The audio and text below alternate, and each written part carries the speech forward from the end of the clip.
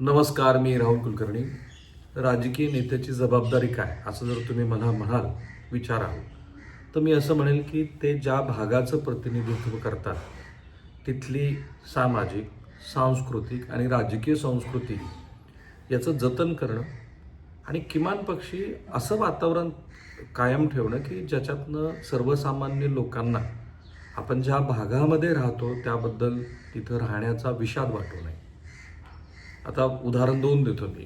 बारामतीचं घ्या. ठीक आहे, म्हणजे पवारांच्या राजकारणाबद्दल अनेकांना अनेक आक्षेप असू शकतात, पण त्या ठिकाणी प्रत्येक मुलगी सुरक्षित आहे अशी भावना तिथं असणाऱ्या प्रत्येकाच्या मनात निर्माण होणं किंवा तिथं असलेली जी राजकीय संस्कृती आहे त्या राजकीय संस्कृतीमध्ये भलेही पवारांचा दबदबा असला तरी दीर्घकाळ तिथे विरोधकांनी, काकडे कुटुंब असेल तर त्यांनी विरोध केला आहे किंवा तावरे कुटुंब असेल आणि तो विरोध हा सकारात्मक पातळीवरतीच पाहायला गेला आहे असं दिसतं आहे. दुसरं उदाहरण आहे ते लातूरचं. म्हणजे मराठवाड्यामध्ये लातूर जिल्ह्यामध्ये, लातूर शहरामध्ये एक राजकीय संस्कृती दिवंगत शिवराज पाटील चाकूरकर, दिवंगत श्री विलासराव देशमुख या दोघांनी त्याचं जतन केलं. पुढच्या पिढीने त्या संस्कृतीकडे किती लक्ष दिलं, साहित्य, कला, संस्कृती, विचार हा विषय चर्चेचा होऊ शकतो, पण लातूरबद्दल आपण निश्चित असं म्हणू शकतो की मराठवाड्यातल्या सुसंस्कृत शहरापैकी एक शहर आहे. पण बीडबद्दल असं म्हणू शकतो का आपण? बीडसारखा एवढा मोठा जिल्हा जो महाराष्ट्रातल्या ऊस शेतीसाठी, साखर कारखानदारीसाठी ज्याला बॅकबोन आहे आपण असं म्हणतो, किती मोठे, म्हणजे अगदी क्रांतिसिंह नानासाहेब पाटलापासून ते क्षीरसागर काकूपर्यंत आणि दिवंगत गोपीनाथ मुंडे यांच्यापर्यंतचा हा जिल्हा. पण या जिल्ह्याची इतकी अमाप आणि अफाट अशी बदनामी झाली की राज्यात आणि देशाच्या कोणत्याही कोपऱ्यामध्ये एखादी घटना घडली ज्याचं महाराष्ट्र कनेक्शन आहे तर आधी नेते त्याला बीडशी जोडून बघतात. दुर्दैव आहे एखाद्या जिल्ह्याची अशी बदनामी होणं. काही अंशी त्यात वस्तुस्थिती आणि काही अंशी ज्याला इंग्रजीमध्ये एक्झॅजरेशन आपण म्हणतो, अवास्तव पद्धतीनं केलेलं चित्र. पण आत्ता पुन्हा तोच भाग का पुन्हा येतोय? कारण तिथल्या राजकीय नेत्यांनी ती संस्कृती जोपासली नाही, ही वस्तुस्थिती आहे. रायगडमध्ये एक राजकीय खून झाला. एका नगरसेविकेच्या पतीचा चिमुरड्याला, स्वतःच्या मुलाला सोडून घराकडे परत येत असताना जे पराभूत झालेत त्या पराभूत उमेदवाराच्या पतीनं अक्षरशः अंगावर थरकाप उठावा यावा अशा पद्धतीचा खून केला. आता ह्या प्रकरणाचा बीडशी काय संबंध आहे तर हे समजून घ्यायचं असेल तर हा व्हिडिओ शेवटपर्यंत बघा आणि अधिकात अधिक लोकांपर्यंत हा व्हिडिओ जाऊ द्या, कारण त्याच्यातनं मला जे व्यापक पातळीवरती मांडायचे ते आपल्या लक्षात येईल. सो काय झालंय की शिवसेना कार्यकर्ते मंगेश काळोखे यांच्या हत्या प्रकरणानंतर रायगड जिल्ह्यातल्या राजकारणाला चांगलाच वेग आलाय. आरोप प्रत्यारोप सुरू आहे. तिथे भरत गोगावले यांनी सुनील तटकरे यांना आरोपीच्या पिंजऱ्यात उभा केलं आहे. राष्ट्रवादी काँग्रेसचे तिथले जिल्हाध्यक्ष जे आहेत त्यांच्यावरती आरोप केले जात आहेत आणि राज्याचे उपमुख्यमंत्री श्री एकनाथ शिंदे यांनी सुद्धा जवळपास ह्या सगळ्या प्रकरणामध्ये तिथे भेट घेऊन आणि एक प्रकारे त्या दिशेनं काही वक्तव्य करून, म्हणजे एकनाथ शिंदे यांनी केली नसतील पण स्थानिक पातळीवरच्या नेत्यांनी करून याच्यामध्ये सुनील तटकरे यांचा काही ना काहीतरी सहभाग आहे असं सुचवायला सुरुवात केली आहे. हे इतकं व्यापक राजकारण आहे. आता ह्या घटनेचा निषेधार्थ खोपोलीमध्ये कॅन्डल मार्चचं आयोजन करण्यात आलं होतं. ज्या कॅन्डल मार्चला खोपोलीकरांनी उदंड प्रतिसाद दिला. हजारो नागरिक रस्त्यावरती उतरले. यावेळी या घटनेतील इतर आरोपींना अटक करण्यात यावी, आरोपीवरती मकोका अंतर्गत कायदी कारवाई करावी. या प्रकरणात शिवसेना नेत्याकडून जे रोज नवनवीन दावे आणि खुलासे केले जात आहेत तर ह्या सगळ्या प्रकरणाची चौकशी करावी असं म्हणणं होतं. आणि ह्याच दरम्यान तिथले जे आमदार आहेत महेंद्र थोरवे यांनी ह्या सगळ्या प्रकरणाचं बीड कनेक्शन समोर आणलंय.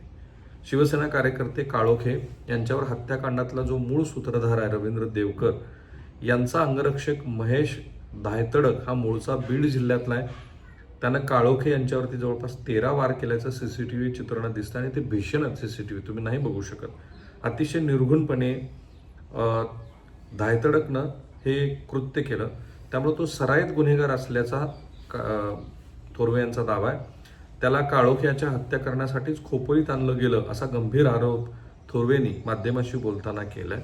ते काय म्हणाले ते एकदा आपण ऐकूया. पूर्णपणे तपास पोलीस अधीक्षक असणाऱ्या दलाल मॅडम त्या ठिकाणी करत आहेत आणि तो आरोपी आता जेलबंद झालेला आहे आणि त्याचं इन्व्हेस्टिगेशन पोलीस डिपार्टमेंटकडनं पूर्ण झाल्यानंतर आम्हाला पूर्णपणे माहिती मिळेलच.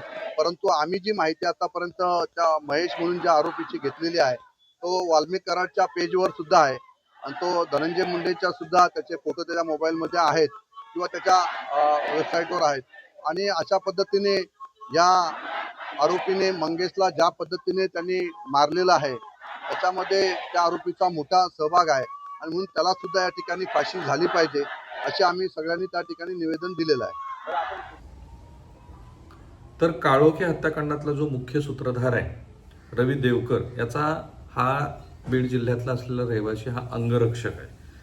तो बीड जिल्ह्यातला आहे. त्याच्या संदर्भातले काही तपशील सुद्धा पोलिसांना थोरवे यांनी दिलेत. महत्त्वाची बाब म्हणजे तो वाल्मिक कराडचा साथीदार आहे असं थोरवे यांचं मत आहे. त्याचे अनेक फोटो कराड याच्याबरोबर आहेत आणि माजी मंत्री परळी विधानसभा मतदारसंघाचे आमदार श्री धनंजय मुंडे यांच्याही तो फेसबुक फ्रेंड लिस्टमध्ये असल्याचं ते सांगतात. आता फेसबुक प्रोफाईल जी त्यांनी दाखवली त्याच्यात दिसतंय की धनंजय मुंडे यांच्यावर त्यांचे फोटो आहेत. त्यामुळे या गुन्ह्यात राष्ट्रवादी काँग्रेसचं कनेक्शन असल्याचा आरोप महेंद्र थोरवे यांचा आहे. असं असूनही खासदार सुनील तटकरे कर्जतमध्ये येऊन आरोपींची पाठराखण आणि त्यांना वाचवण्याचा प्रयत्न करतात असा त्यांचा पुढचा आरोप आहे. काळोखे यांच्या हत्येनंतर त्याच दिवशी संध्याकाळी राष्ट्रवादी काँग्रेसचे जिल्हाध्यक्ष सुधाकर घारे यांचा भाऊ महेंद्र घारे यांनी समाज माध्यमावरती आता पुढचा नंबर कर्जतचे नगरसेवक संकेत भासे यांचा असल्याची पोस्ट टाकली होती.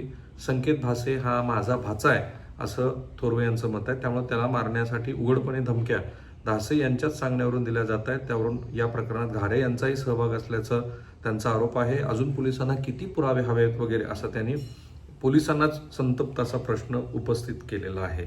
आपल्याला सगळ्यांना माहिती की ही हत्या ज्या पद्धतीनं झाली ती खरोखरच महाराष्ट्रामध्ये काय चाललं आहे असा प्रश्न पडावा अशा स्वरूपाची ही हत्या आहे. कारण हे जे काळोखे आहेत ते आपल्या मुलाला सोडून घराकडे परत निघाले होते. त्यावेळेला 4 ते 5 जणांनी की ज्यांनी बुरखा त्यांच्या चेहऱ्यावरती होता त्यांनी काळोखे यांच्या गाडीचा पाठलाग केला. त्यांच्या गाडीला खाली पाडलं आणि खाली पाडल्यानंतर त्या गाडीतनं उतरलेले किंवा आजूबाजूला दबा धरून असलेले, कारण पोलीस अधिक स्पष्ट सांगतील याच्यामध्ये, ते उतरले आणि अत्यंत निर्घृणपणे खून केला हो.